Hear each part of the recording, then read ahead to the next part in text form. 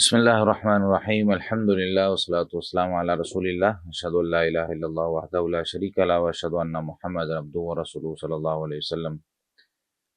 گزشتہ سے پیوستہ یعنی پچھلے سبق سے ہمارا جو ایک موضوع شروع ہوا تھا وہ یہ تھا کہ بسم اللہ اور بسم اللہ الرحمن الرحیم کون کون سے مقامات پر پڑھنا چاہیے، اور دو مقامات ہم نے ایسے پڑھے تھے جہاں پہ بسم اللہ الرحمن الرحیم یہ پڑھنا چاہیے صفات کے ساتھ، اور 9 مقامات ہم نے ایسے پڑھے تھے جس میں ہمیں بسم اللہ پڑھنا چاہیے اور اس کے ساتھ کچھ مزید دعائیں ایڈ تھیں۔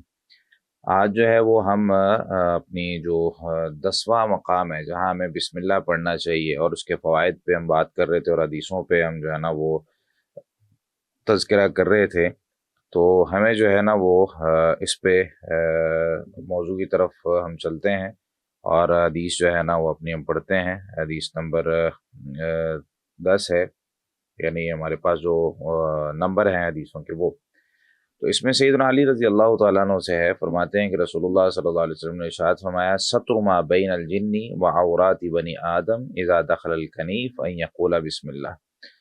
یہ جو جنات ہوتے ہیں، شیاطین ہوتے ہیں، یہ انسانوں کی شرمگاہ کو دیکھتے ہیں، اور اس کو جب وہ بے لباس ہوتا ہے تب اس کو دیکھتے ہیں، تو ان سے پردہ کرنے کے لیے جو رسول اللہ صلی اللہ علیہ وسلم نے ہمیں طریقہ بتایا ہے، اور اسلام نے جو ہمیں طریقہ بتایا وہ کیا ہے، وہ یہ کہ ستر ما بین الجنی و عورات بنی آدم، بنی آدم کی شرمگاہیں، عورات کہتے ہیں شرمگاہ کو، ایسی چیز جس کو چھپانا ضروری ہوتا ہے، عورت کو بھی عورت اس لیے کہتے ہیں کہ اس کو چھپانا ضروری ہوتا ہے، تو ستر ما بین الجن، جنوں کی درمیان جو ستر ہے یعنی پردہ ہے، اور بنی آدم کی شرمگاہوں کے درمیان جو پردہ ہے، اذا داخل الکنیف، جب وہ بیت الخلاء میں داخل ہوتا ہے، ان یقول، اس کا یہ کہنا ہے بسم اللہ۔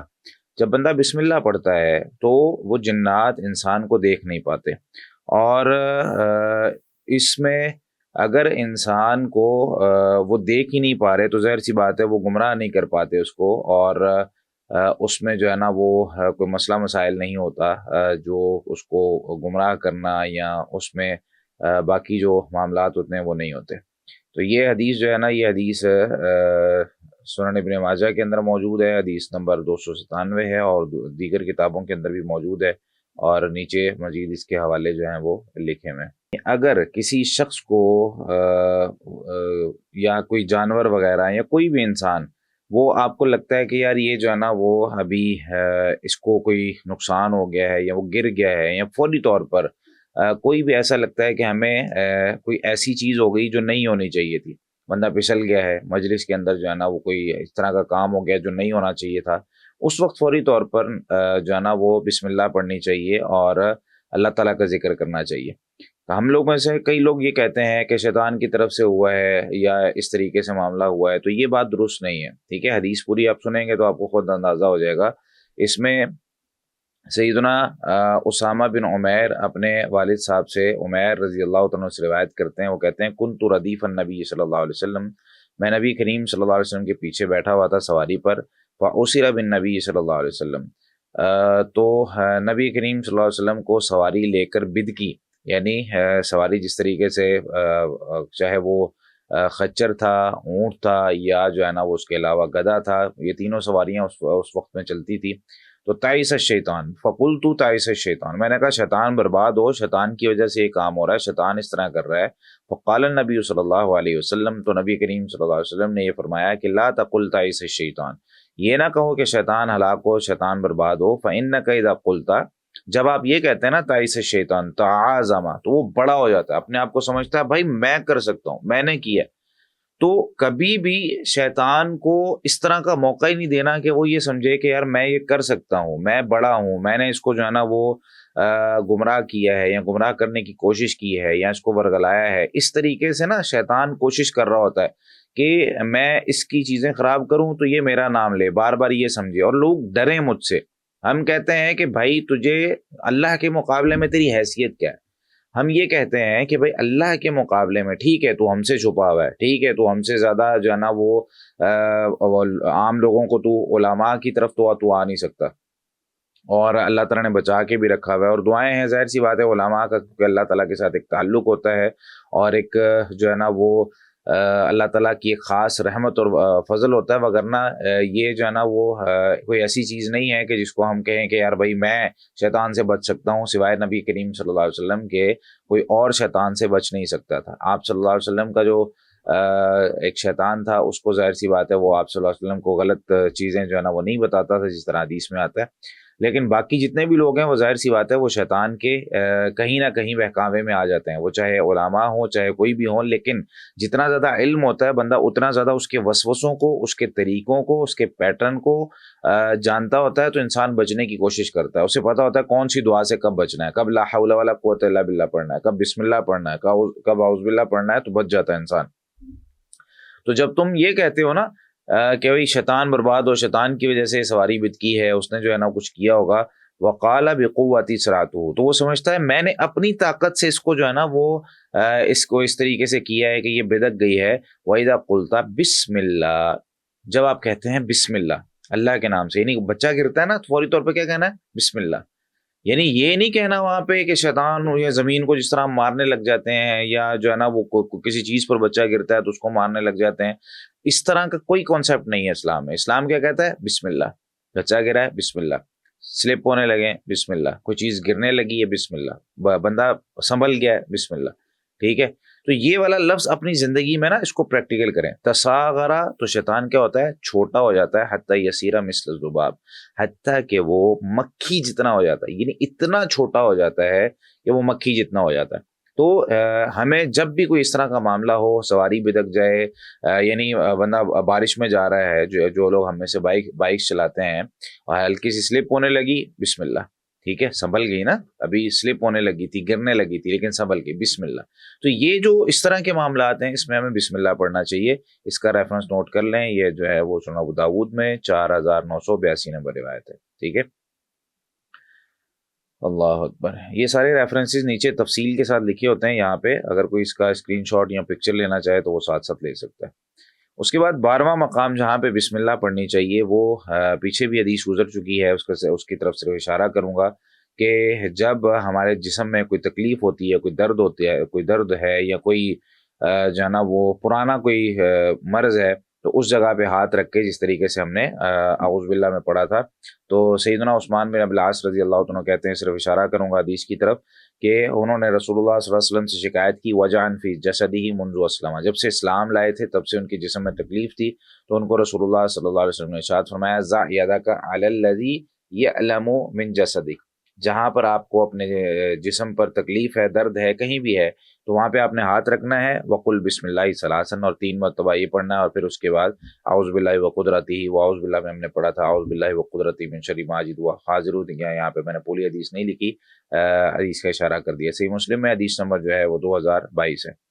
اس کے بعد 13ویں جو جگہ ہے وہ یہ کہ جب ہم میت کو قبرستان میں دفنانے کے لیے جاتے ہیں، ایک مسلمان جب فوت ہو جاتا ہے تو دوسرے مسلمان اس کا ایک حق ہے آخری جو ادا کرتے ہیں، اس کا جنازہ پڑھنا، اس کو دفنا کے آنا، یہ سارا ایک مسلمان کا دوسرے مسلمان پر ایک حق ہے. تو وہاں پر جو دعا پڑھنی ہے وہ کیا ہے؟ جب میت کو قبر کے اندر رکھنا ہے تو قبر کے اندر رکھتے ہوئے میت کو یہ دعا پڑھنی ہوتی ہے. سیدنا عبداللہ بن عمر رضی اللہ تعالیٰ عنہ فرماتے ہیں نبی کریم صلی اللہ علیہ وسلم سے، کان اذا وضع المیت فی القبر، کہ نبی کریم صلی اللہ علیہ وسلم جب میت کو قبر میں رکھتے، قال بسم اللہ وعلی سنت رسول اللہ، اللہ تعالیٰ کے نام کے ساتھ میں اس میت کو قبر میں رکھتا ہوں اور رسول اللہ صلی اللہ علیہ وسلم کے طریقے پر. ٹھیک ہے، تو یہ حدیث جو ہے وہ سنن ابو داؤد میں موجود ہے 3213 نمبر پر، اور اسی طریقے سے ابن ماجہ اور دیگر کتابوں کے اندر بھی موجود ہے، جامع ترمذی میں بھی ہے یہ. تو اس سے ہمیں ایک سنت پتہ چل گئی کہ بھائی میت کو جب ہم قبرستان میں جاتے ہیں، اور ظاہر سی بات ہے یہ زندگی کا ایک حصہ ہے. ٹھیک ہے، موت زندگی کا ایک حصہ ہے. جب انسان جیتا ہے تو اسے آخر کار ایک وقت مرنا ہے، اس دنیا سے جانا ہے، اور یہی مسلمان کا عقیدہ ہے. اسی عقیدے کی بنیاد پر مسلمان جیتا ہے. تو آخرت کا جو عقیدہ ہے وہ اگر یاد ہو اور انسان کو موت یاد ہو، انسان گناہوں سے بچتا ہے. اور یہ جو علم حاصل کر رہے ہیں ہم، یہ اسی وجہ سے کہ ہم کہیں نہ کہیں مرنے کے بعد کی زندگی ہماری اچھی ہو جائے. وگرنہ اس کا کوئی ظاہری طور پر ہمیں دنیا میں بہت زیادہ فائدہ نہیں نظر آ رہا ہوتا کہ یار یہ کریں گے تو یہ ہو جائے گا، وہ کریں گے تو وہ ہو جائے گا. لیکن فائدہ کہاں نظر آ رہا ہوتا ہے؟ ہمیں آخرت میں، آخرت کا فائدہ نظر آ رہا ہوتا ہے. اسی طریقے سے دروازے جب ہم بند کرتے ہیں رات کو، اپنی چراغ بجھاتے ہیں. اب تو چراغ کا بہت زیادہ زمانہ نہیں رہا، لیکن ابھی بھی گاؤں دیہاتوں میں چلتے ہیں جہاں پہ لائٹ نہیں ہے تو وہاں پہ لالٹین جلایا جاتا ہے، یا جو ہے نا وہ بجلی ہے کسی اور طریقے سے کوئی آگ جلائی جاتی ہے یا چراغ جلائے جاتے ہیں. تو نبی کریم صلی اللہ علیہ وسلم نے یہ بات ارشاد فرمائی ہے کہ اپنے چراغوں کو رات کو بجھا کے سویا کرو. رات کو نا کہیں آگ جلا کے یا کوئی کوئلے رکھ کے وہ نہیں سونا چاہیے، ان کو بجھا کے ٹھنڈا کر کے سونا چاہیے. اس میں کئی ایک حکمتیں ہیں. اسی طریقے سے جو اپنے مشکیزیں ہیں ان کو ڈھانپنا، ان کو بند کرنا، جس میں پانی ہوتا ہے ان کو اوپر سے ڈھک دینا، اور اسی طریقے سے اپنے برتنوں کو ڈھک دینا. رات کو جو کچن میں برتن پڑے ہوتے ہیں نا، اور جو کھلے ہوئے برتن پڑے ہوتے ہیں، اس میں اگر تو کوئی کھانے کی چیز ہے پھر تو بالاولیٰ اس کو ہمیں جو ہے نا ڈھانپ کر رکھنا بہت ضروری ہے. خالی بھی ہیں تو کوشش کریں ان کو الٹا کر دیں، کیونکہ بہت ساری اس طرح کے حشرات ہوتے ہیں جو رات کو نکلتے ہیں. ہمیں نہیں پتا ہوتا، ہم سمجھتے ہیں ہمارا کچن بڑا سیف ہے، ہمارا کچن بڑا صاف ہے، لیکن ہوتا اس طرح نہیں ہے. چوہے، چھپکلیاں، اس کے علاوہ جو ہے نا وہ اب یہ ذکر کروں گا تو خواتین نے کہنا یہ پتہ نہیں ہمارے برتنوں میں کیا کیا آتا ہے، لیکن یہ چیزیں ظاہر سی بات ہے جس معاشرے میں ہم رہتے ہیں تو یہ چیزیں موجود ہیں.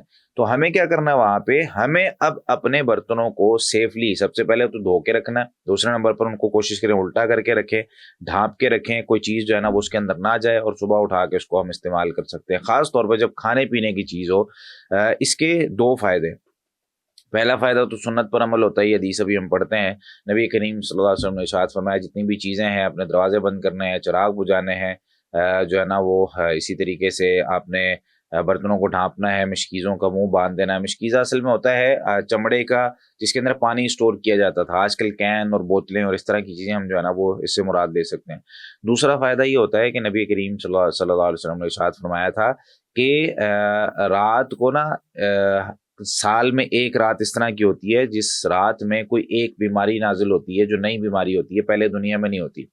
تو وہ کسی نہ کسی کے برتن میں نازل ہوتی ہے، تو وہ پھر برتن سے پھر دنیا میں پورے میں پھیل جاتی ہے نا، آہستہ آہستہ آگے جو ہے نا وہ منتقل ہوتی چلی جاتی ہے. تو اس طریقے سے اگر برتن کھلا نہیں ہوگا اور وہ الٹا ہوگا تو اس طرح کی کوئی بیماری جو ہے نا وہ پھر نہیں آتی ہے. سالہ سال بھی گزر سکتے ہیں، لیکن ظاہر سی بات ہے ہمیں سنتوں کا پتہ نہیں ہوتا، ہم ان پر عمل نہیں کرتے تو پھر اس سے نقصان ہوتا ہے. تو یہ حدیث کس طریقے سے ہے، سیدنا جابر رضی اللہ تعالیٰ عنہ کہتے ہیں نبی کریم صلی اللہ علیہ وسلم سے روایت کرتے ہوئے، اذا استجنح اللیل، جب رات کا کچھ حصہ گزر جائے نا، او کان جنح اللیل، یا رات کا کچھ حصہ، دونوں میں سے ایک لفظ انہوں نے کہا ہے، فکفوا صبیانکم، پہلا کام کیا کرنا ہے، اپنے بچوں کو روک کر رکھو. مغرب کے بعد اپنے بچوں کو گھر سے باہر نہیں لے کر جانا چاہیے. مغرب کے بعد اپنے بچوں کو گھر کی چار دیواری میں رکھنا بہت ضروری ہے. چھوٹے بچوں کے لیے یہ ضروری طور پر نبی کریم صلی اللہ علیہ وسلم کا حکم ہے. کیوں بھائی، کیوں باہر نہیں لے کے جانا چاہیے؟ عام طور پر نا احادیث میں وجہ نہیں بیان کی جاتی. بہت کم جگہیں اس طرح کی ہوتی ہے جہاں وجہ بیان کر دی جاتی ہے کہ کیوں ایسا کرنا ہے، کیوں ایسا نہیں کرنا. مثال کے طور پر اب غسل ہے، غسل کا طریقہ ہے، ہمیں کہا گیا بھائی آپ غسل کریں. کیسے کرنا ہے جی؟ سب سے پہلے اپنے جو ہے نا وہ گندگی کو صاف کریں، پھر وضو کریں نماز والا، پھر جو ہے نا وہ آپ اس طریقے سے اپنے جسم پر پانی بہائیں. وہ پورا ایک غسل کا پراپر طریقہ ہے. اچھا کیوں کرنا ہے، ایسے ہی کیوں کرنا ہے، اس کی کہیں وجہ جو ہے نا وہ ذکر نہیں کی گئی، لیکن کچھ چیزوں میں وجہ ذکر کر دی جاتی ہے. جیسے دودھ پینے کے بعد نبی کریم صلی اللہ علیہ وسلم نے ارشاد فرمایا کہ بھئی کلی کرو. کیوں بھائی؟ فَإِنَّ لَهُ دَسَمًا، کیونکہ بے شک دودھ میں چکناہٹ ہوتی ہے. اب چکناہٹ ظاہر سی بات ہے منہ کو بھی خراب کرے گی، دانتوں کو بھی خراب کرے گی، اس کے لیے صحت کے لیے اچھی نہیں ہے. اور اسی طریقے سے اگر چکناہٹ منہ میں ہے، بندہ رات کو سو جاتا ہے تو کوئی نہ کوئی چیز وہ چکناہٹ کو سونگھتے ہوئے، کوئی کیڑا مکوڑا وہ منہ میں جا سکتا ہے اور منہ کے قریب جو ہے نا وہ کاٹ سکتا ہے. تو بہت ساری حکمتیں ہو سکتی ہیں نا. تو آپ صلی اللہ علیہ وسلم نے وہاں حکمت بیان کر دی، تو یہاں پر بھی حکمت بیان کر دی، بھائی اپنے بچوں کو روک کر رکھو. کیوں؟ فَإِنَّ الشَّيَاطِينَ تَنتَشِرُ حِينَئِذٍ، شیاطین جو ہے نا وہ اس وقت کیا ہوتا ہے، منتشر ہو جاتے ہیں. فَإِذَا ذَهَبَ سَاعَةٌ مِّنَ الْعِشَاءِ فَخَلُّوهُمْ، ہاں جب رات کا کچھ حصہ گزر جائے، فَخَلُّوهُمْ، پھر بچے اگر کہیں جانا چاہتے ہیں، باہر گھومنے آپ نے لے کے جانا ہے یا کہیں لے کے جانا، مغرب کے فوراً بعد نہ نکلیں، اس کو جو ہے نا وہ تھوڑی دیر ڈیلے کر دیں، ٹھیک ہے، اور اس کے بعد بے شک آپ نکل جائیں. وَأَغْلِقْ بَابَكَ وَاذْكُرِ اسْمَ اللَّهِ، اپنا دروازہ بند کرو اور اس پہ بسم اللہ پڑھو. دروازہ بند کرتے ہوئے، کنڈی لگاتے ہوئے، رات کو تالا لگاتے ہوئے، جو بھی آپ کا ایک پیٹرن ہے اپنے دروازے کو بند کرنے کا، بھائی اس کو فالو کریں اور ساتھ بسم اللہ پڑھیں. وَأَطْفِئْ مِصْبَاحَكَ وَاذْكُرِ اسْمَ اللَّهِ، اور اپنا چراغ بجھائیں اور بسم اللہ پڑھیں. اللہ کا نام لیں اس پہ۔ چراغ بجھانے سے مراد، ہمارے کئی لوگ کہتے ہیں کہ آج کل لائٹس جو ہے نا وہ بند کرنا اس سے مراد ہے، تو لائٹس بند کرنا مراد نہیں ہے ایسے۔ اگر کسی شخص کو جو ہے نا وہ اندھیرے میں ڈر لگتا ہے یا وہ اندھیرے میں نہیں سونا چاہتا، کئی دفعہ اکیلے ہوتے ہیں لوگ، وہ جو ہے نا وہ لائٹ جلا کے سونا چاہتے ہیں، تو ٹھیک ہے بھائی لائٹ جلا کے سو سکتے ہیں، لائٹ بند کر کے سونا ضروری نہیں ہوتا۔ لیکن ایسی چیز جس سے آگ لگ سکتی ہے وہ چیز جو ہے نا بجھا کے سونا بہت ضروری ہوتا ہے۔ وہ او کسی کا وذکر اسم اللہ علیہ، اور اپنا جو برتن ہے، پینے والی جو چیزیں ہیں ان کو ڈھانپ کے رکھو۔ وخمر اناءک، اور اپنے برتن جو کھانے والے ہیں ان کو بھی ڈھانپ کے رکھو۔ وذکر اسم اللہ، اور دونوں پر کیا کرو، اللہ کا نام لو، بسم اللہ پڑھو۔ اچھا اگر ڈھانپنے کے لیے کوئی چیز نہ ملے، یعنی کتنا ضروری ہے، کیا یہ ڈھانپنا بہت زیادہ ضروری ہے، یا ویسے ہی آپ صلی اللہ علیہ وسلم نے ارشاد فرمایا؟ نہیں، بلکہ بہت زیادہ ضروری ہے۔ اس کی دلیل کیا ہے؟ وَلَوْ تَعْرِضُ عَلَيْهِ شَيْئًا، اگرچہ آپ اس پر کوئی بھی چیز وہ جو ہے نا وہ لمبائی میں رکھتے ہیں، جیسے مثال کے طور پر ابھی میرے پاس ایک جو ہے نا وہ پین ہے اور میرے پاس یہ بوتل ہے، ٹھیک ہے۔ اب یہ بوتل کے اوپر ڈھکن نہیں ہے، مثال کے طور پر یہ ڈھکن کھلا ہے۔ اب میرے پاس جو ہے نا وہ کوئی ایسی چیز نہیں ہے کہ میں اس کے اوپر رکھوں، یہ ایک پراپر چیز ہے، ٹھیک ہے۔ یہ اگر میں اس کے اوپر رکھتا ہوں تو یہ تو پورا ایک اس نے اس کو بند کر دیا، ٹھیک ہے۔ اگر یہ نہیں ہے میرے پاس صرف ایک پین ہے، اب پین میں اس کے اوپر رکھتا ہوں تو سائڈوں سے کھلا رہ جاتا ہے نا، یہ سائڈوں سے، اب یہ پورا پراپر جو ہے نا وہ بند نہیں ہوا، یہاں سے بھی کھلا ہے یہاں سے بھی کھلا ہے۔ تو اس کا مطلب یہ ہے کہ بھائی اگر آپ کے پاس یہ نہیں ہے کہ آپ پراپر اس کو بند کریں، تو آپ کیا کریں؟ وَلَوْ تَعْرِضُ عَلَيْهِ شَيْئًا، یوں کوئی چیز اس پر رکھ دیں، تب بھی آپ کا عمل ہو جائے گا، تب بھی آپ کی چیز جو ہے نا محفوظ رہے گی۔ آپ نے اپنے اسباب آپ کے پاس جو ہیں آپ نے وہ کرنا ہے، اس کے بعد اس کی حفاظت کرنا اللہ تعالیٰ کے ذمہ ہے۔ تو یہ جو ہے نا وہ اس حدیث کا مطلب ہے، ٹھیک ہے۔ اچھا جی، تو حدیث کا ریفرنس نوٹ کر لیں۔ یہ حدیث جو ہے نا وہ صحیح بخاری کے اندر موجود ہے 3280 نمبر پر، اور صحیح مسلم میں ہے 2012 نمبر پر۔ اس کے علاوہ بھی بہت سی چیزیں جو ہے نا وہ ہمیں اس حدیث سے پتہ چلتی ہیں، بہرحال یہاں تک جو ہے وہ کافی ہے۔ اس کے بعد ایک حدیث کی طرف میں اشارہ کرتا چلوں جو کہ ہمارے ہاں بہت زیادہ مشہور ہے، لیکن وہ حدیث ضعیف ہے اور اس کی کوئی جو ہے نا وہ سند ثابت نہیں ہے۔ وہ حدیث کیا ہے؟ عام طور پر نا بہت زیادہ مشہور ہے کہ ہر کام سے پہلے بسم اللہ پڑھنی چاہیے۔ یہ ایک نا بہت ایک جملہ مشہور ہے ہمارے ہاں کہ ہر کام سے پہلے بسم اللہ پڑھنی چاہیے۔ کیوں؟ نبی کریم صلی اللہ علیہ وسلم نے ارشاد فرمایا کل کلام او امر ذی بال لا یفتح بذکر اللہ عز وجل فهو ابتر او قال اقطع، کہ نبی کریم صلی اللہ علیہ وسلم نے ارشاد فرمایا کہ ہر کلام یا ہر کام جو کوئی وجہ ہے جس کے اندر ہے، یا کوئی جو ہے نا وہ کام جو ہم کرنا چاہتے ہیں، لا یفتح بذکر اللہ، اور کچھ روایت میں جس میں بسم اللہ سے شروع نہ کیا جائے، اللہ کے ذکر سے شروع نہ کیا جائے، فہو ابتر او اقطع، وہ کٹا ہوا ہوتا ہے، یا جو ہے نا وہ بالکل اس طرح کا ہوتا ہے کہ وہ مکمل نہیں ہو سکتا، وہ ہمیشہ ناقص ہی رہتا ہے۔ اس طرح کی جو حدیثیں ہیں یہ حدیثیں ضعیف ہیں، ٹھیک ہے۔ اس کی تفصیل جو ہے نا وہ ارواء الغلیل میں حدیث نمبر 1 میں آپ دیکھ سکتے ہیں، اسی طریقے سے ضعیف الجامع میں یہ حدیث اس طرح کی اس موضوع کی موجود ہے، حدیث نمبر 4222 ہے، لیکن محدثین نے اس حدیث کو کیا کہا ہے کہ یہ ضعیف ہے، اور یہ حدیث جو ہے وہ کئی جگہ پر من گھڑت اس کو لکھا گیا اور کئی جگہ پہ، لیکن ظاہر سی بات ہے یہ بہت زیادہ مشہور ہو گئی ہے، اور ہمارے ہاں یہ مشہور ہے کہ بسم اللہ کے ذریعے کوئی بھی کام کرنا چاہیے۔ تو اس کو یوں نہ کہیں، ٹھیک ہے، کہ رسول اللہ صلی اللہ علیہ وسلم نے یوں فرمایا، ویسے آپ بسم اللہ سے پڑھنا چاہتے ہیں یا بسم اللہ سے شروع کرنا چاہتے ہیں، اس میں کوئی حرج والی بات نہیں ہے۔ اس کی وجہ یہ ہے کہ بسم اللہ کا ذکر ہے، اور انسان اللہ کا ذکر ہر وقت کر سکتا ہے۔ جب اس کو سنت بنائیں گے نا تو سنت کے مقابلے میں آتی ہے بدعت۔ جب آپ کہیں گے کہ رسول اللہ صلی اللہ علیہ وسلم ایسا کرتے تھے تو ہم کہیں گے بھئی ایسا نہیں کرتے تھے۔ آپ ویسے کہتے ہیں کہ اللہ نے ذکر کرنے کا حکم دیا ہے، رسول اللہ صلی اللہ علیہ وسلم نے فرمایا کہ جب کبھی ٹائم ملے اللہ کا ذکر کریں، مفہوم احادیث کا یہی کہتا ہے، تو ہم کہیں بھی اللہ کا ذکر کر سکتے ہیں، بسم اللہ پڑھ سکتے ہیں، اس میں کوئی حرج والی بات نہیں۔ لیکن جب آپ سنت کے ساتھ جوڑیں گے تو سنت کے مقابلے میں آئے گی بدعت، تو پھر ہم اس کو کہیں گے بھائی یہ سنت سے ثابت نہیں ہے، اس کو نہیں کرنا چاہیے، ٹھیک ہے۔ اچھا اگلا جو ہے نا موضوع وہ ہے کہ ہم نے کیونکہ پڑھا تھا بسم اللہ الرحمن الرحیم، الرحمن اور الرحیم، ٹھیک ہے، تو میں نے پھر اس میں موضوع میں اکٹھا کیا تھا کہ الرحمن اور الرحیم یہ صفات کیا ہیں، اور پیچھے ہم نے اس کی ڈیفینیشنز جو ہے نا وہ پڑھی ہیں، اور اس کے بعد پھر میں نے یہاں پہ یہ جمع کیا تھا کہ وہ لوگ کون ہیں جو اللہ تعالیٰ کی رحمت سے محروم ہوتے ہیں، اور وہ لوگ کون ہیں، یہ دیکھیں یہاں پہ یہ سارا لکھا ہوا ہے، المحرومون من رحمت اللہ، وہ لوگ جو اللہ تعالیٰ کی رحمت سے محروم ہوتے ہیں. تو یہاں پر یہ سارے میں نے دلائل جو ہے نا وہ اکٹھے کیے ہوئے ہیں اور حدیثیں اکٹھی کی ہوئی ہیں. اس کے بعد الفائزون برحمت اللہ، اگلی جو ہیڈنگ ہے وہ یہ کہ وہ لوگ جن کو اللہ کی رحمت ملنی ہے. یعنی بسم اللہ الرحمن الرحیم میں جو ہم اللہ تعالیٰ کے نام کے ساتھ شروع کر رہے ہوتے ہیں جو بڑا مہربان اور رحم کرنے والا ہے، تو وہ رحمت ہمیں ملنی کیسے ہے یا وہ رحمت ہماری زندگی سے ختم کیسے ہو جاتی ہے، اس کے اسباب یہاں پہ میں نے ذکر کیے تھے. لیکن ابھی جو ہے نا وہ میں یہاں پہ اس کو ذکر نہیں کر رہا. کیوں؟ کیونکہ اس کی وجہ یہ ہے کہ کچھ اسٹوڈنٹس کی طرف سے پہلے بھی یہ بات کی گئی ہے اور ابھی بھی کہ بھئی لیکچر بہت بڑا ہو جاتا ہے اور اس میں جو ہے نا وہ یہ چیزیں، یہ موضوعات جو ہیں وہ ظاہر سی بات ہے ہمارے لیکچر کو بہت زیادہ وسیع کر دیتے ہیں. تو میں ان دونوں چیزوں کو چھوڑ رہا ہوں اور اسکپ کرتے ہوئے ہم جا رہے ہیں آگے. ٹھیک ہے،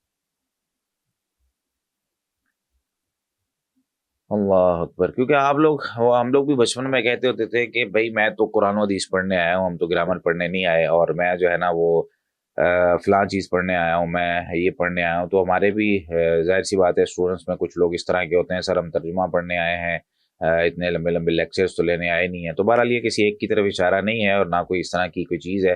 میں کوشش کرتا ہوں کہ اپنے موضوع پر رہوں، اور وہ موضوع کیا ہے، گرامر کا تھوڑا سا حصہ پڑھ لیتے ہیں. اور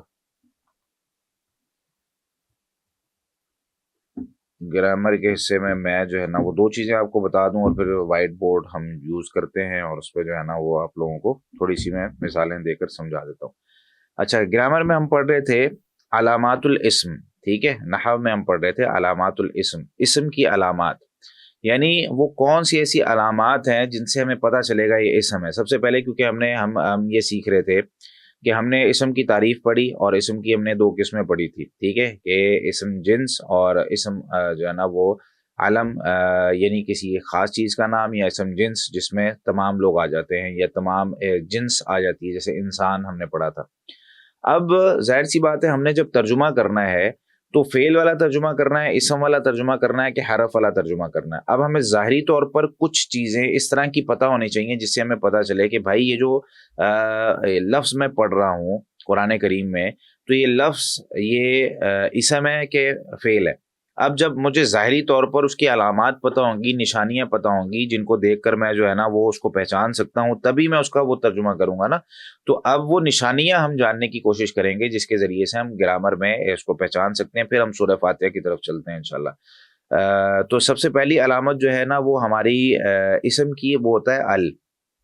ٹھیک ہے، الف لام کسی اسم پہ آ جائے، جیسے الحمد، وہ میں آپ کو مثالیں بھی دیتا ہوں. دوسرا جو ہے وہ اس کی علامت ہوتی ہے تنوین. ٹھیک ہے، تنوین کسے کہتے ہیں میں وائٹ بورڈ آپ لوگوں کے سامنے کھول دیتا ہوں، پھر جو ہے نا وہ ہم مزید اس میں مثالوں کے ذریعے سمجھتے ہیں. تو دو چیزیں میں نے ابھی آپ کے سامنے ذکر کی ہیں. سب سے پہلی چیز الف لام، اور دوسری چیز جو ہے وہ تنوین. الحمد لکھائی میں نے آپ کو پہلے بھی کہا تھا کہ میری جو ہے نا وہ بہت اچھی نہیں ہے. ٹھیک ہے، یہ الحمد ہم پڑھتے ہیں یا ہم پڑھتے ہیں، بھائی کوئی بھی نا وائٹ بورڈ کو نہ چھیڑے. ٹھیک ہے، آپ لوگوں کے بھروسے میں آپ لوگوں کو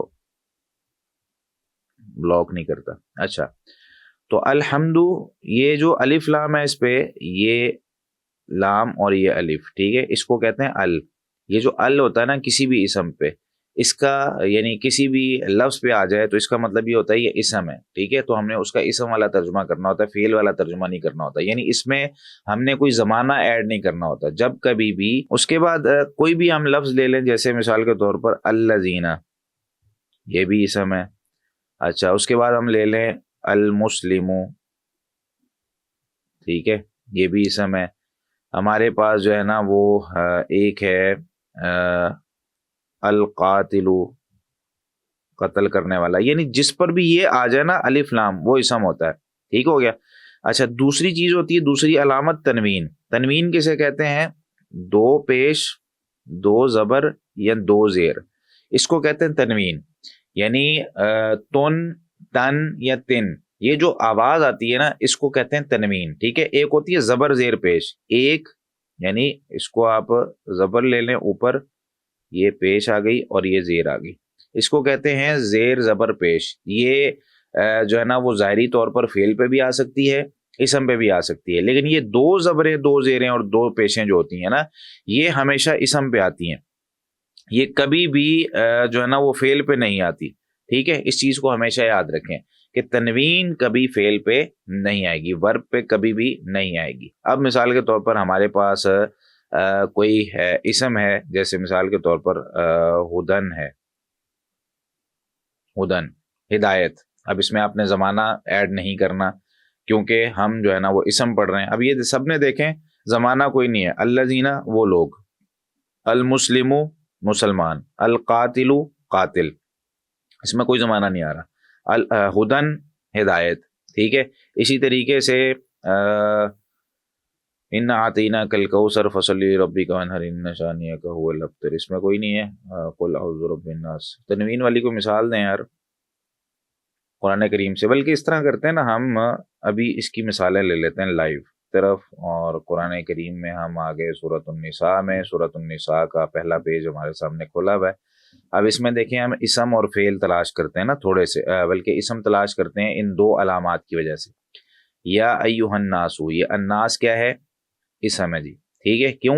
الناس لوگوں، تو یہ زمانہ اس میں نہیں آ رہا، الف لام لگا ہوا ہے، نشانی آ گئی۔ ربکم الذی، الذی اسم ہے، وہ شخص، ٹھیک ہے، وہ ذات۔ خلقکم من نفس، نفس واحدۃ، نفس جان، واحدۃ ایک، ٹھیک ہے۔ خلقکم اس نے پیدا کیا تم کو، من نفس واحدۃ ایک جان سے، تو نفس کیا ہو گیا؟ یہ بھی اسم ہو گیا، واحدۃ بھی اسم ہو گیا۔ وخلق منہا زوجہا وبث منہما رجالا، یہ رجالن پہ کیا آ گیا؟ تنوین آ گئی، ٹھیک ہے۔ اچھا نچلی لائن میں آ جائے، رقیبن، یہ بھی اسم ہو گیا۔ ان اللہ، لفظ اللہ، یہ اس پہ الف لام لگا ہوا ہے، یہ اسم ہو گیا۔ الارحام، یہ بھی اسم ہو گیا، ٹھیک ہے۔ تو یہ اس طریقے سے ہم کیا کر سکتے ہیں، ان کو پہچان سکتے ہیں۔ اب جب آپ نے قرآن پڑھنا ہے نا، تو یہ جو ہم قاعدے پڑھ رہے ہوتے ہیں نا، یہ تھوڑے تھوڑے میں اس لیے پڑھا رہا ہوں آپ کو، زیادہ اس لیے نہیں پڑھا رہا کہ بالکل نارمل سے آپ کو شروع کر رہا ہوں، اور پریکٹیکل اس کو ہم نے زیادہ کرنا ہے۔ آپ لوگوں نے اس کی نا، ہر بندے نے قرآن کریم کی تلاوت کرتے ہوئے 10 مثالیں ڈھونڈنی ہیں، 10 مثالیں الف لام کے ساتھ اسم کی ڈھونڈنی ہے، اور اس کا ترجمہ کرنے کی کوشش کرنی ہے کہ یار اس کا ترجمہ کیا ہے۔ اس میں زمانہ نہیں ایڈ کرنا ہے، ٹھیک ہے۔ اسم کے ترجمے میں کبھی بھی زمانہ نہیں آئے گا، یعنی گزرا ہوا زمانہ، موجودہ زمانہ، یا آنے والا زمانہ، کہ یہ کام جو ہے نا وہ فلاں زمانے میں ہوا یا ہوگا، اس طریقے سے آپ نے اس کو ایڈ نہیں کرنا ہے زمانے کو۔ اور دوسرا آپ نے مثالیں ڈھونڈنی ہے تنوین کی، ٹھیک ہے۔ یہ دو چیزوں کی مثالیں آپ ڈھونڈیں گے انشاءاللہ تو بہت زیادہ آسان ہو جائے گا۔ ابھی ہم چلتے ہیں اپنے جو ہے نا وہ سورہ فاتحہ کی طرف۔ یہ دو چیزیں، دو قاعدے میں نے آپ کو جو ہے نا اسم کی علامتیں وہ سمجھا دی ہیں، اور اب ہم اپنی سورہ فاتحہ کی طرف چلتے ہیں۔ بسم اللہ الرحمن الرحیم۔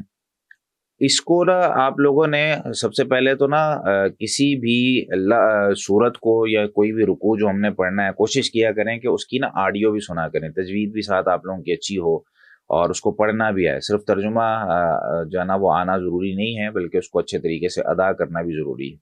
تو الحمدللہ رب العالمین الرحمن الرحیم مالک یوم الدین ایاک نعبد و ایاک نستعین اہدنا الصراط المستقیم صراط الذین انعمت علیہم غیر المغضوب علیہم ولا الضالین۔ اس کے بعد جو ہے نا وہ کیونکہ ایک دعا ہے تو آمین جو ہے نا وہ نبی کریم صلی اللہ علیہ وسلم پڑھتے تھے۔ اس کے بعد ہے لفظ بلفظ ترجمہ۔ لفظ بلفظ ترجمے سے پہلے میں جو سلیس ترجمہ ہے وہ آپ لوگوں کو پڑھا دیتا ہوں، اس کے بعد پھر لفظ بلفظ ترجمہ جو میں نے جو ہے نا وہ لکھا ہے اس کو وہ آپ لوگوں کے ساتھ یہاں پہ شیئر کرتا ہوں میں، وہ پی ڈی ایف فائل میں نے رکھا ہوا ہے، اور پھر آپ لوگوں کو میں گروپ میں بھی شیئر کر دوں گا تاکہ آپ لوگ اس کو یاد کریں۔ تو آج کی کلاس میں ہم صرف اس کا جو ہے نا وہ لفظ بلفظ ترجمہ لے لیتے ہیں اور سلیس ترجمہ لے لیتے ہیں، اور اگلی کلاس میں انشاءاللہ پھر سورہ فاتحہ کے متعلق جو باقی چیزیں ہیں کہ سورہ فاتحہ کیسے پڑھنی ہے، اس کے پڑھنے کے فوائد کیا ہیں یا اس کی فضیلت کیا ہے، اس میں انشاءاللہ وہ اگلے لیکچر میں ہم کوشش کریں گے لے لیں گے۔ تو یہ ترجمہ ویسے نیچے لکھا ہوا ہے، یہ آپ لوگ اس کی اگر پکچر لینا چاہیں تو لے سکتے ہیں۔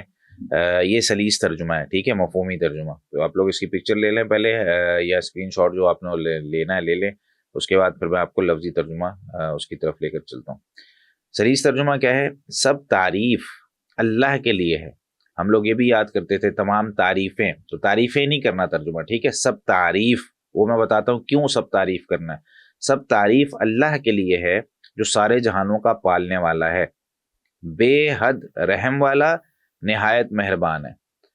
یا نہایت مہربان پہلے کر لیں، بے حد رحم کرنے والا ہے، ٹھیک ہے، کرنے والا یہ الرحیم کا ترجمہ، کیونکہ ہم نے کہا تھا کہ الرحمن جو ہے وہ اللہ تعالیٰ کی ایسی صفت ہے جو اللہ تعالیٰ سے متصل ہے، اور الرحیم جو ہے وہ پریکٹیکل صفت ہے۔ بدلے کے دن کا مالک ہے، مالک یوم الدین، بدلے کے دن کا مالک ہے، یعنی بدلے کا دن، جزا کا دن، جب حساب کا دن، جب پوچھا جائے گا اور انسان کو جو ہے نا وہ کہا جائے گا کہ بھئی تو کیوں کر کے آیا یا کیوں نہیں کر کے آیا۔ ایاک نعبد و ایاک نستعین، ہم صرف تیری عبادت کرتے ہیں اور صرف تجھ سے مدد مانگتے ہیں۔ یہ صرف ترجمہ کس کا ہے یہ بھی میں بتاتا ہوں ابھی آپ کو کیوں کرتے ہیں ہم۔ اہدنا الصراط المستقیم، ہمیں سیدھے راستے پر چلا، اہدنا تو چلا ہمیں، صراط المستقیم سیدھے راستے پر، صراط الذین انعمت علیہم ان لوگوں کے راستے پر جن پر تو نے انعام کیا، جن پر نہ غصہ ہوا، غیر المغضوب علیہم جن پر نہ غصہ ہوا اور نہ وہ گمراہ ہیں، ٹھیک ہے۔ تو یہ سلیس ترجمہ ہے یہاں تک، اس کے بعد ہم چلتے ہیں اپنے لفظی ترجمے کی طرف۔ جی تو آپ کے ساتھ ابھی جو اسکرین شیئر ہو رہی ہے اس میں لفظی ترجمہ ہے۔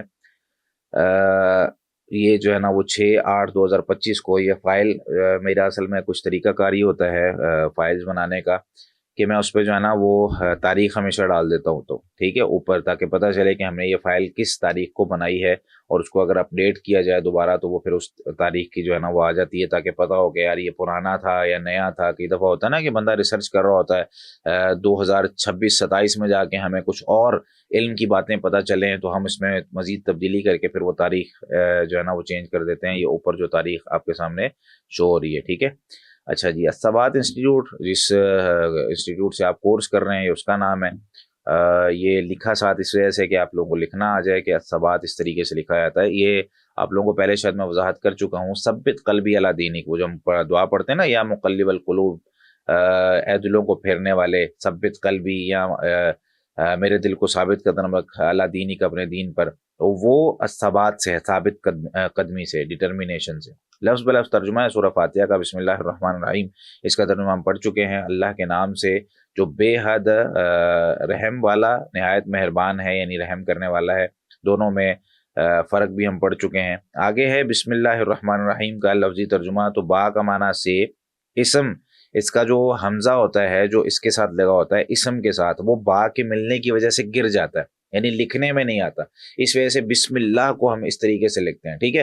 حمزہ کی دو قسمیں ہوتی ہیں عربی گرامر کے اندر، ایک ہوتا ہے حمزہ قطعی، وہ کبھی گرتا نہیں ہے، وہ ہمیشہ ادھر ہی رہتا ہے، جہاں جو ہے نا دنیا کا کوئی لفظ اس کے پیچھے آ جائے اس نے وہیں پہ رہنا ہوتا ہے، ٹھیک ہے۔ دوسرا ہوتا ہے حمزہ وصلی، جس کو ملانے کے لیے لکھا جاتا ہے عام طور پہ، تو وہ جب کسی دوسرے اسم کے ساتھ ملتا ہے، جیسے اسم کے اندر جو الف لگا ہوا تھا، اسم جب ہم اردو میں لکھتے ہیں نا، آپ کا اسم گرامی کیا ہے، تو اسم گرامی میں جو الف لگا ہوا تھا وہ با کی وجہ سے گر گیا، بسم اللہ، تو وہ اکٹھا ہو جاتا ہے، ٹھیک ہے، تو وہ الف اس لیے گر جاتا ہے۔ تو با کا معنی ہے سے، اسم کا معنی نام، لفظ اللہ جو ہے یہ اللہ تعالیٰ کا نام ہے، تو اس کا ترجمہ اللہ ہی کیا جاتا ہے۔ نام کا ترجمہ ویسے یہ دنیا کی نا ہر زبان میں آپ یاد رکھیں، نام کا نا کبھی ترجمہ نہیں کیا جاتا، نام ہمیشہ نام ہی ہوتا ہے۔ جیسے میرا نام اگر جنید ہے تو میرا نام انگلش میں بھی جنید ہے، اردو میں بھی جنید ہے، عربی میں بھی جنید ہے۔ اگر آپ کا نام جو ہے نا وہ احمد ہے تو وہ اردو میں بھی احمد ہے، کوئی یہ کہے گا جا احمد، احمد آ گیا، کوئی کہے گا جی احمد آیا ہے، یہ اردو میں بھی وہ یہی جملہ کہے گا، عربی میں بھی وہ یہی جملہ کہے گا، یعنی احمد نام اس نے احمد ہی لینا ہے۔ تو اسی وجہ سے اللہ تعالیٰ کا نام ہو، وہ چاہے نبی کریم صلی اللہ علیہ وسلم کا نام ہو، موسیٰ علیہ الصلوۃ والسلام کا نام ہو، وہ آدم علیہ الصلوۃ والسلام کا نام ہو، وہ کسی بھی شخصیت کا نام جو قرآن میں آیا ہے، اس کو ترجمہ کرتے ہوئے آپ نے کیا کرنا ہے، سیم اس کو وہی ترجمہ کر دینا ہے۔ تو یہاں یہ اس لفظ کو سمجھنے سے اب آپ کے کتنے قرآن کے جو الفاظ ہیں وہ خود ہی حل ہو گئے، آپ کو یہ پتہ چل گیا کہ جہاں کہیں کسی کا نام آئے گا اس کو ترجمے میں بھی سیم نام اس کا ذکر کر دینا، ٹھیک ہے، کہ موسیٰ علیہ الصلوۃ والسلام نے یہ کہا، آدم علیہ الصلوۃ والسلام نے یہ کیا، عیسیٰ علیہ الصلوۃ والسلام نے یہ کہا، ٹھیک ہے، تو وہ نام سیم ویسی ہوگا، نام کا ترجمہ کرنے کی آپ کو ضرورت نہیں ہے۔ تو لفظ اللہ جو ہے وہ ہمیشہ اس کا ترجمہ جو ہے وہ اللہ تعالیٰ کا نام ہی ہوتا ہے. الرحمن نہایت مہربان، الرحیم بے حد رحم کرنے والا. یعنی الرحمن یہ اللہ تعالیٰ کی صفت ہے جو اس کے ساتھ متصل ہے، اور الرحیم یہ ایسی صفت ہے جو پریکٹیکل ہے، متصل ہونے کے ساتھ ساتھ اللہ تعالیٰ رحم بھی کرتا ہے. اس پہ ہم تفصیل سے پڑھ چکے ہیں. الحمد سب تعریف. اس میں جو الحمد میں الف لام ہے نا، یہ الف لام اس کو کہتے ہیں الف لام استغراق کا. لفظوں کو چھوڑ دیں آپ، میں صرف گرامر کی بات اس لیے کرتا ہوں کہ ہمیں یہ پتا ہو کہ گہرائی کتنی ہے. حمد تعریف کو کہتے ہیں، اور تعریف کون سی ہوتی ہے وہ بھی انشاءاللہ ہم جب تفصیل پڑھیں گے کہ حمد اور ثنا میں کیا فرق ہوتا ہے. تو حمد جو ہے الحمد میں اس کا ترجمہ ہے تمام. یہ جو تمام ہم ترجمہ کرتے ہیں نا، یہ حمد کا ترجمہ نہیں ہے. حمد کا ترجمہ تو تعریف ہے. تمام تعریف، سب تعریف، وہ جو سب ہم ترجمہ کرتے ہیں نا اور تمام ترجمہ کرتے ہیں، وہ اس الف لام کا ہوتا ہے، ال کا. تو اس سے کیا پتا چلا کہ عربی گرامر جاننا کتنا ضروری ہے، کہ گہرائی کا پتا چلتا ہے ہمیں کہ بھائی میں جو ترجمہ کر رہا ہوں اس ترجمے میں دیکھیں نا، ہم ہمیشہ ترجمہ کرتے آئے ہیں، کبھی ہمیں یہ چیزیں پتہ ہی نہیں چلی. تو الحمد تمام تعریف للہ اللہ کے لیے ہے. ٹھیک ہے، تو یہاں پہ جو لام ہے وہ ملکیت کے لیے آتا ہے، اس کو کہتے ہیں للہ. کسی کے لیے بھی ہم کہہ سکتے ہیں، یا ہم عام اپنی لینگویج میں بھی استعمال کر سکتے ہیں. قرآن کریم کی عربی نکالیں اور عام طور پہ بولنا بھی شروع کریں. انشاءاللہ لاسٹ میں نا ہم جب کافی سارا پڑھ لیں گے تو ہم پھر اس میں نا تکلم بھی شروع کریں گے، یعنی ہم پھر بولنا بھی شروع کریں گے، اور اس عربی کو اپنی عام لینگویج میں بھی یوز کیا کریں گے، قرآن کریم کے الفاظ کو ہی جوڑ کے. ٹھیک ہے، اب یہاں پہ للہ اللہ کے لیے ہے. ٹھیک ہے، تو ہم اس کو اپنی عام زبان میں لے جاتے ہیں. اب یہ قلم ہے تو اس کو عربی میں کیا کہیں گے؟ اس کو عربی میں القلم کہتے ہیں. ٹھیک ہے، القلم. اب یہ جو لام ہے اس کا ترجمہ ہے کے لیے. ہم اس کو کسی شخص کے لیے بول دیتے ہیں، القلم لاحمد، قلم احمد کے لیے ہے، یعنی اس کی ہے. ٹھیک ہے، تو اس طریقے سے ہم انشاءاللہ جو ہے نا وہ اس کو کر سکتے ہیں. رب العالمین، رب کہتے ہیں پالنے والا. ٹھیک ہے، رب کا جو لفظی ترجمہ ہے وہ ہے پالنے والا. العالمین سارے جہانوں کو. عالم کی جمع ہے العالمین. ٹھیک ہے، یعنی ایک جہان، جیسے پرندوں کا ایک جہان ہے، جیسے انسانوں کا ایک جہان ہے، اس میں مختلف قسم کے انسان رہتے ہیں، مختلف قسم کے لوگ رہتے ہیں، اس کو کہتے ہیں العالم. یہ ایک عالم ہے. العالم کی جمع ہے العالمین. جانوروں کا ایک جہان ہے، پرندوں کا جہان ہے، انسانوں کا جہان ہے. ٹھیک ہے، اس میں پودوں کا ایک جہان ہے، جتنی بھی نباتات آپ باقی لے لیں، مطلب ہر چیز کا نا ایک الگ جہان ہے. سیاروں کا ایک جہان ہے. تو تمام جہانوں کو جو پالنے والا ہے وہ رب ہے. آج دیکھیں نا آپ، ہماری سائنس جو ہے وہ کتنی چیزوں کو ڈسکور کر رہی ہے، اور جو ہے نا وہ چیزیں ہمارے سامنے آ رہی ہیں کہ فلاں چیز ہے فلاں چیز ہے، اور ابھی تک جو ہے نا وہ بہت سارے جزیرے وہ مل رہے ہیں، اور پتہ چل رہا ہے کہ یہاں پہ بھی انسان رہ رہے ہیں، یہاں پہ فلاں طرح کے انسان رہتے ہیں، ان کی لینگویج اس طرح کی ہے، ان کا حلیہ اس طرح کا ہے، یہ جو ہے نا وہ فلاں مخلوق مل رہی ہے، اس طرح کی چڑیا مل گئی، اس طرح کا طوطا مل گیا. یہ اس طرح کی ساری چیزیں کہاں سے یہ دریافت ہو رہی ہیں. تو جو انسان جتنا زیادہ ریسرچ کرتا ہے اس کو پتہ چلتا ہے کہ ہاں ایک رب ہے جو ان سب کو پالنے والا ہے. الرحمن الرحیم، اس کا ترجمہ جو ہے نا وہ پیچھے گزر چکا ہے بسم اللہ میں. مالک یوم الدین، بدلے کے دن کا مالک ہے. تو مالک کا ترجمہ مالک ہی ہوتا ہے. اچھا، مالک جو ہے نا وہ دو طرح کے ہوتے ہیں ہمارے ہاں. ایک مالک وہ ہوتا ہے جو ہے نا جس کے پاس ہم جس کو مالک کہتے ہیں. اصل میں مالک کیا ہوتا ہے وہ سمجھ لیں، اور ہم جس کو مالک کہتے ہیں وہ کیا ہوتا ہے. ہم مالک اس کو کہہ رہے ہوتے ہیں جس کے پاس ہمیں لگ رہا ہوتا ہے یار اس کے پاس نا ان ساری چیزوں کا اختیار ہے جو اس کے نیچے ہیں. اصل مالک کیا ہوتا ہے؟ اصل بادشاہ کیا ہوتا ہے؟ مالک کا ترجمہ بادشاہ بھی کرتے ہیں کہ جزا کے دن کا بادشاہ ہے، جزا کے دن کا مالک ہے. تو یہاں جو ہے نا وہ مالک کا ترجمہ وہ ہوتا ہے جس کے تصرف میں ہر چیز ہے. دنیا کے سارے بادشاہ اس دن اس کو بادشاہ کہیں گے، دنیا کے سارے مالک اس دن اس کو مالک کہیں گے. تو وہ مالک ہے، کیسا مالک ہے؟ جو حقیقی مالک ہے. اور مالک یوم الدین اس لیے کہا گیا، ٹھیک ہے، وہ تفسیر میں بھی انشاءاللہ ہم پڑھیں گے. مالک یوم الدین کہ یوم کہتے ہیں دن کو. ٹھیک ہے، یوم جو لفظ ہوتا ہے نا یہ 24 گھنٹے پہ بولا جاتا ہے. اگر یہ رات کے مقابلے میں آئے یومن و لیلتن تو اس کا مطلب یہ ہوتا ہے کہ 12 گھنٹے، عام طور پہ ہم 12 گھنٹے کے دن رات کرتے ہیں، کیونکہ ہمارے ہاں جو ہے نا وہ رات 12 سے صبح 12 اور صبح 12 سے رات 12 AM PM چل رہا ہوتا ہے۔ تو عربی میں جب یہ بولا جاتا ہے نا یومن اور لیلتن کا لفظ، تو یہ فجر سے لے کر غروب تک جو ہے وہ یومن بولا جاتا ہے، اور غروب سے لے کر فجر تک وہ لیلتن بولا جاتا ہے، ٹھیک ہے، دن اور رات کا یہ کانسیپٹ ہے۔ لیکن جب رات اس کے مقابلے میں نہیں آتی، کہا جاتا ہے کہ 1 دن 2 دن میں 4 دن سے تمہارے پاس ہوں، یا جو ہے نا تم 2 دن تک مسا کر سکتے ہو، تو 2 دن کا مطلب یہ نہیں ہوتا کہ اس میں صرف دن کے ٹائم ہوتا ہے، اس میں رات بھی شامل ہوتی ہے، ٹھیک ہے۔ جب یومن اکیلا بولا جائے گا تو اس وقت 24 گھنٹے مراد ہیں۔ جب یومن اور لیلتن دونوں ساتھ ساتھ آ رہے ہیں کہ 1 دن اور 1 رات، تو پھر جو ہے نا وہ اس میں بھی 24 گھنٹے ہوتے ہیں، لیکن اس کی وضاحت کر دی جاتی ہے کہ 1 دن اور 2 راتیں بھی ہو سکتا ہے، کہ بھئی 1 دن پورا اور 2 راتیں، یعنی اگلا دن بھی اس کے اندر شامل ہے، یعنی آج کی رات اور کل کا سارا دن اور پرسوں کی رات، یہ دونوں جو ہے نا وہ اس میں شامل ہو گئے۔ تو مالک یوم الدین، اچھا دین کہتے ہیں بدلے کو، جزا کو، تو مالک یوم الدین کیوں کہا بھئی یہاں پہ؟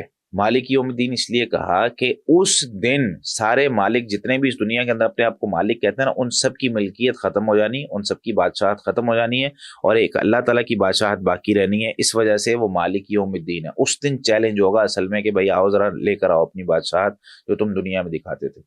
تو تفسیر کی طرف ہم بعد میں چلتے ہیں، ابھی لفظی ترجمے کی طرف چل رہے ہیں ہم۔ ایاک نعبد و ایاک نستعین، ایاک صرف تیری، نعبد ہم عبادت کرتے ہیں۔ تو صرف تیری ترجمہ کیوں کیا گیا؟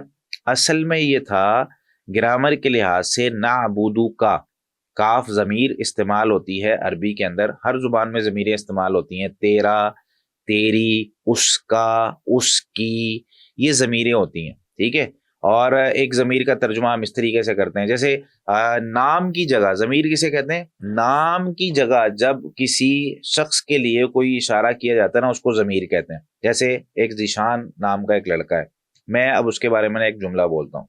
ذیشان اسکول جاتا ہے، ذیشان اسکول سے واپس آتا ہے، ذیشان کھانا کھاتا ہے، ذیشان سو جاتا ہے۔ اب دیکھیں میں نے ذیشان اس جملے میں 4 دفعہ کہا، جو کہ بڑا بوجھل سا لگ رہا ہے۔ اب میں کیا کرتا ہوں، اس کی جگہ ضمیر استعمال کرتا ہوں۔ ذیشان اسکول جاتا ہے، وہ اسکول سے واپس آتا ہے، وہ کھانا کھاتا ہے اور سو جاتا ہے۔ اب یہ جو وہ استعمال کیا، یہ ضمیریں ہو گئی، ٹھیک ہے۔ اردو میں بھی ہم استعمال کرتے ہیں، عربی میں بھی ضمیریں استعمال کی جاتی ہیں۔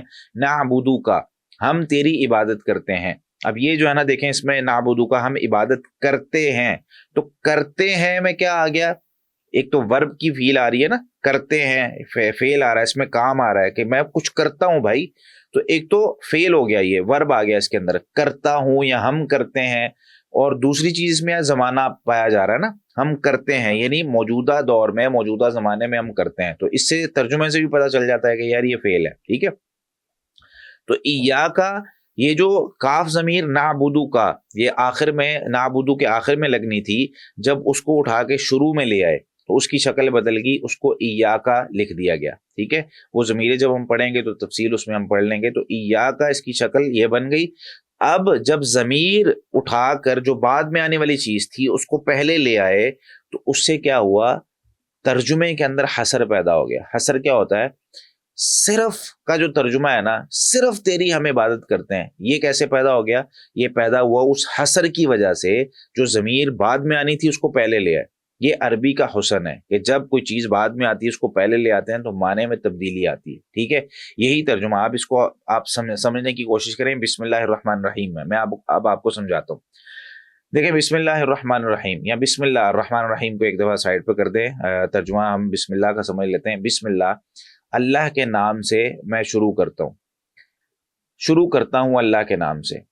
اب یہاں پر دیکھیں، اگر میں بسم اللہ کے نام سے میں شروع کرتا ہوں، میں فعل کو بعد میں لے آؤں گا نا، یہاں پر اللہ کے نام سے میں کھانا کھاتا ہوں، تو اگر میں کہوں گا بسم اللہ ہی آکلو، بسم اللہ کو پہلے لے آیا، آکلو بعد میں آ گیا، ٹھیک ہے۔ تو اس کا مطلب کیا ہوا؟ بسم اللہ، اللہ کے نام کے ساتھ ہی میں کھانا کھاتا ہوں۔ یہ جو ہی پیدا ہو گیا نا حصر، یہ اس لیے پیدا ہوا کہ فعل بعد میں آ رہا ہے۔ بسم اللہ ہی آکلو، اللہ کے نام کے ساتھ ہی میں کھانا کھاتا ہوں۔ اور اگر میں نے اس کو کیا کیا، آکلو کو پہلے لے آیا اور بسم اللہ کو بعد میں لے آیا، آکلو بسم اللہ، میں کھانا کھاتا ہوں اللہ کے نام سے، تو یہ پھر سادہ جملہ ہو جائے گا. اس لیے کہا جاتا ہے کہ جار مجرور مقدم ہو جائے یا جو ہے نا وہ ضمیر مقدم ہو جائے تو ترجمے میں کیا پیدا ہو جاتا ہے؟ حصر. تو ایاکا صرف تیری ہی، نعبدو ہم عبادت کرتے ہیں، واو کا ترجمہ ہوتا ہے اور، ایاکا صرف تجھ سے، نستعین ہم مدد مانگتے ہیں.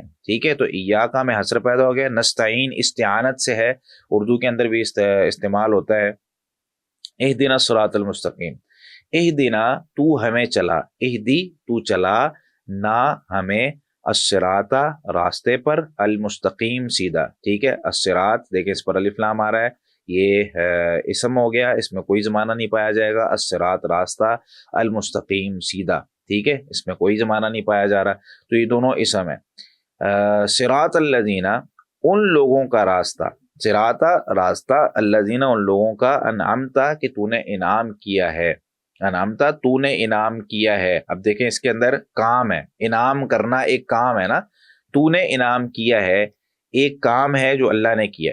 تو یہاں پر اس سے بھی پتہ چل رہا ترجمے سے کہ یہ فعل ہے. تو اور تو نے انعام کیا ہے، انعام کیا گزرے ہوئے زمانے میں، ایک ہے انعام کرتا ہے، ایک ہے انعام کرے گا. تو ترجمے سے کیا پتہ چل رہا ہے؟ انعام کیا. تو یہ بھی پتہ چل رہا ہے کہ یہ ماضی ہے، گزرے ہوئے زمانہ ہے. یعنی ہمیں ورب کی یہاں پہ دو چیزیں سمجھ آ رہی ہیں، ایک تو ورب ہے، فعل ہے، سمجھ میں آ رہا ہے ترجمے سے اس کے. دوسرا یہ کیا سمجھ آ رہا ہے کہ گزرے ہوئے زمانے میں کام ہوا نا، انعمتا. تو یہ بھی آہستہ آہستہ آپ لوگوں کو سمجھ میں آئے گا انشاءاللہ کہ کیسے اس کو پہچانا جاتا ہے. تو انعمت علیہم تو نے انعام کیا، علیہم جن پر، علا ہے اس میں اور ہم ہے. علا کا ترجمہ پر ہوتا ہے، اوپر. ٹھیک ہے، علا کسی چیز کے اوپر ہوتا ہے، جیسے ہم کہتے ہیں علی السطح چھت پر، علی الکرسی کرسی پر.